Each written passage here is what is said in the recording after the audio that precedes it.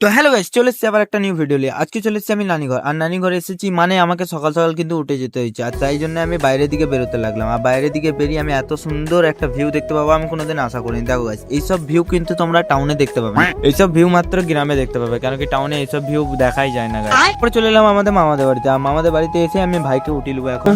তারপরে আমার ভাইকে আমি টেনে টেনে তুলে দিলাম, কেন কি ও এত সকালে উঠে না, আমার জন্য উঠলো গাইস। দেখো, তারপরে দেখতে পেলাম ভাইদের কত ছাগল, দেখো ছানাগুলোকে দেখো, আবার একটা ছানা না গাইস, দুটো ছানা, এইদিকে একটা আছে দেখবে, এই দেখো ছোট ছোট, দেখো কত সুন্দর লাগছে। তারপরে আমরা নাস্তা করে দু ভাই মিলে বেরিয়ে গেলাম এখন বাইরের দিকে ঘুরতে, কেন কি গ্রাম সাইডে সকালে ভিউটাই আলাদা।